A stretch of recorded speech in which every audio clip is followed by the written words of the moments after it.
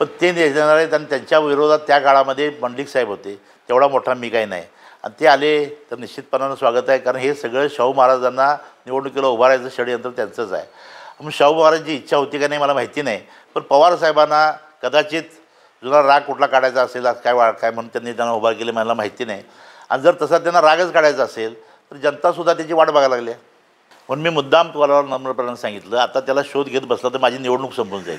निवडणुकीनंतर मी 100% शोध घेईन, एवढंच तुम्हाला सांगतो. पण महायुतीकडून जो काही हा वेळ लावला जातोय किंवा उमेदवारी जाहीर करायला किंवा संभ्रम अजून कायम ठेवला जातोय, यामुळं कुठेतरी महायुतीच्या कार्यकर्त्यांमध्ये देखील अस्वस्थता वाटत नाही का? आणि ह्याचा परिणाम सगळ्या ह्या निवडणूक टॅक्टिस आहेत. हे काय महायुतीकडूनच झाले असं नाही, महाविकास आघाडीकडून सुद्धा अजून वंचित सहभागी होणार का नाही माहिती नाही.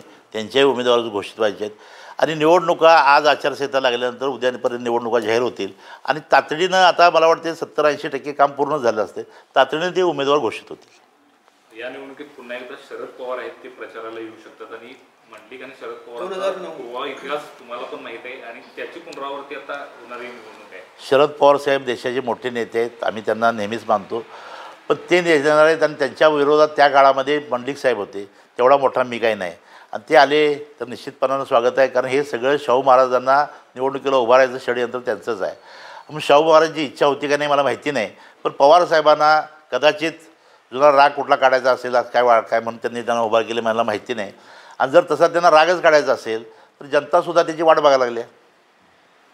महाराज म्हणाले की उमेदवार पुढचा कोण आहे काही फरक पडत नाही, एक विचाराला घेऊन आपण ही लढाईला आता सामोरं मेळावा देखील त्यांनी नाही. खरं बोलले, ही काही व्यक्तिगत लढाईच असू शकत नाही.